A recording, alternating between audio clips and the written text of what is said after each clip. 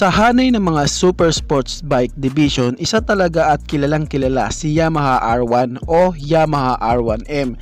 Noong mga 2000 o 2008 model nga guys, ang sounds nga ng makina nito is same din po sa mga makina ng mga naka-inline 4 engine. Pero nitong 2009 nga, doon nga nila pinakilala sa masa ang cross-plane engine na minaneho ng isa sa batikan at legendary na hinete. Walang iba kundi si Valentino Rossi, ang Yamaha R1 o R1M, at ating aalamin kung bakit nga ba siya ang bukod tanging kakaiba ang sound sa hanay ng mga inline 4 engine, at ipapaliwanag ko din po dito kung ano po ang pinagkaiba ng cross-plane engine and flat plane engine. Kaya samahan nyo ako guys na pag-usapan ang motorcycle na ito. Pero bago yan, baka pwede naman na pa-subscribe ng aking YouTube channel. I-click mo na din ang notification bell para maging updated kayo sa mga susunod na i-upload ko. Guys, baka pwede naman na pa-like and follow ng aking Facebook page. Nasa description po ang link. Kaya make sure guys na tapusin nyo ang video na ito para malaman nyo ang information may kinalaman sa motorcycle na ito.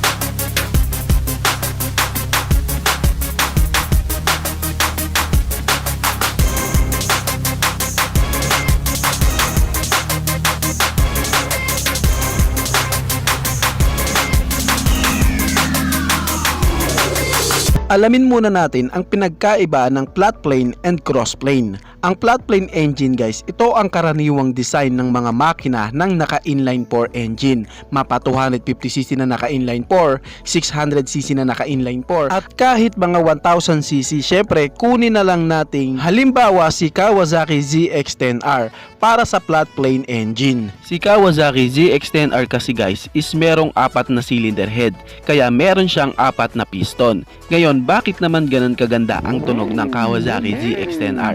Dahil guys, ang kanyang makina is naka-flat plane. Ang configuration ng kanyang crankshaft, dahilan para magtunog mamaws ang sound ng makina. Kasi nga, siya ay naka-flat plane. Flat plane, ano ba yun? Well, sa makina kasi ni ZX-10R, 4 po ang piston, then yung 1 and 4 is nasa TDC o top dead center. Samantalang si 2 and 3 naman is nasa BDC o bottom dead center. 720 degree ang isang cycle ng isang 4-stroke na engine. 180 degree para sa shock, squeeze, ignite, and exhaust. Same silang lahat na 180 degree, kaya total of 720 degree. Diba si 1 and 4 ang nasa taas, tapos si 2 and 3 naman ang nasa baba. Ang dalawang pares nga po nito is 180 degree apart from each other. Ibig sabihin magkasabay na angat yung 1 and 4 tapos baba si 2 and 3. Kapag tataas naman si 2 and 3, si 1 and 4 naman ang bababa. Rotation lang. Syempre isa sa mahalaga dito is yung kanyang crankshaft na pinagkakabitan ng mga piston niya. Sa bawat ikot nga ng kanyang crankshaft pin, nagtutugma at natutok nga ito sa same opposite position, at dahil nga 180 degree ang distansya nila, ito nga ang nangyayari sa loob ng makina, dahilan para makabuo ng straight na hulma, kaya siya tinawag na flat plane engine. Bakit naman halimaw ang sound ng bike na ito? Sa flat plane engine kasi guys, meron siyang even firing interval.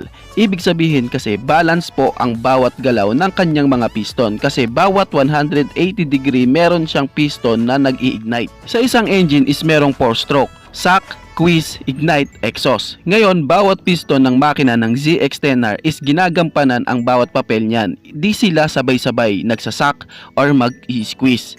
Millisecond lang po ang bawat pag-ignite nila. At dahil flat plane engine ito, ganito ang kanyang firing order. Unang mag-ignite si piston number 1, then susundan ni piston 3, then susundan ni piston 4, at huli nga po si piston 2. Kasi every 180 degree is merong piston na nag-i-ignite, kaya tinawag siya na even. At dahil alam naman natin na mabilis ang cycle ng mga ito, ganito nga po ang nakikreate niya na sounds.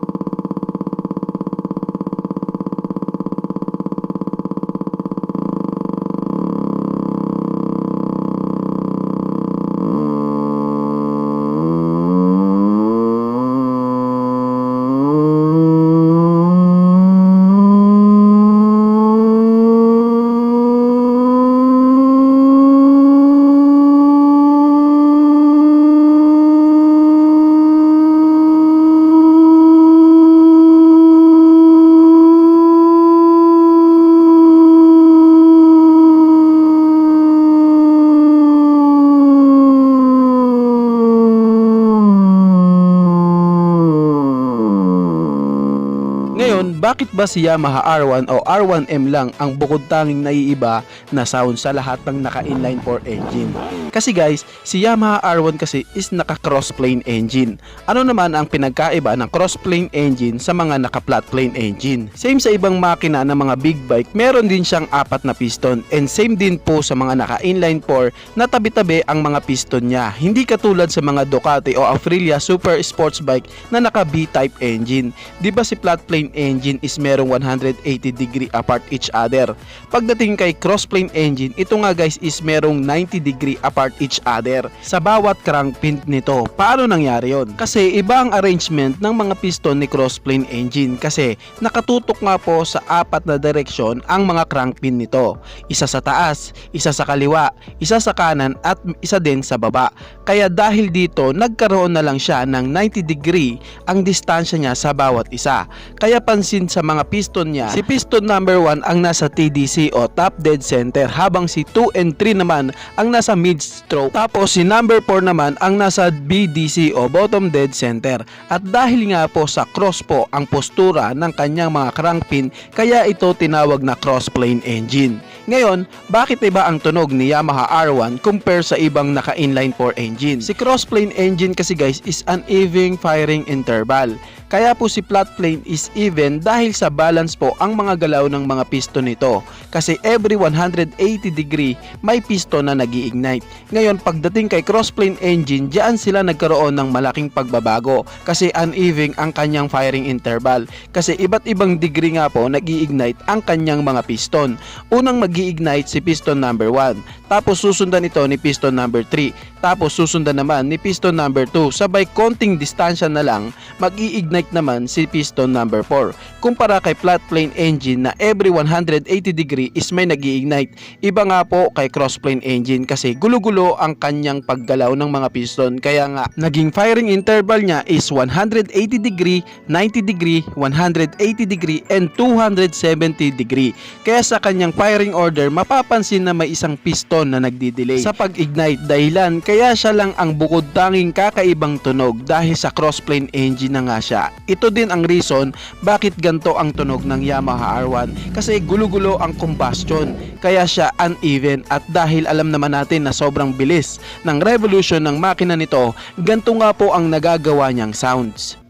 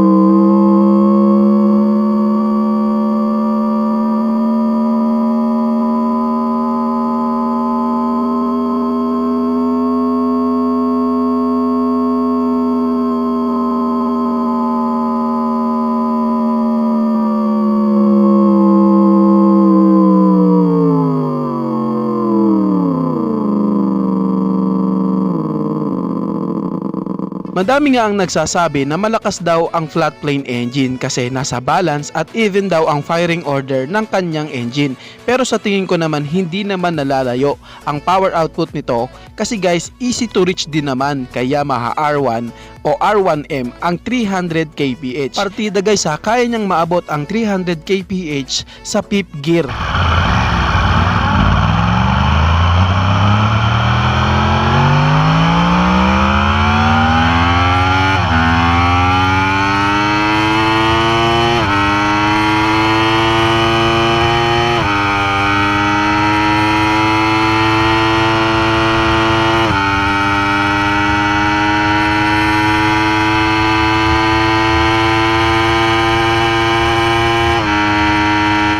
Kaya makikitaan din talaga na napaka-powerful din talaga ng Yamaha R1 at isang patunay din dyan si Valentino Rossi na naghari at naging legendary sa MotoGP na gamit-gamit ang motor na Yamaha R1M. Kaya masasabi ko din talaga na di din basta-basta ang nagawang engine na ito ni Yamaha. Bukod kasi sa may panalo at malakas na power output na engine, siya lang naman ang merong sounds na kakaiba sa lahat ng inline 4 engine. Kaya talagang masasabi mo din na isa ang motor na ito na kakaiba sa lahat, ang Yamaha R1 o R1M. Kayo guys, ano ang masasabi nyo sa motor na ito? Paki-comment naman ang inyong reaksyon. Maraming salamat po. Bago matapos ang video na to guys, baka pwede naman na pahingin ng isang like mula sa inyo bilang pagsuporta sa ating munting video. Maraming salamat po.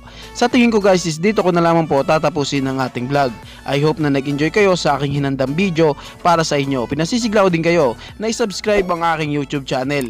I-click mo na din ang notification bell para maging updated kayo sa mga susunod na i-upload ko. So dito ko na lamang po tatapusin. Maraming salamat. It's your boy. Thank you!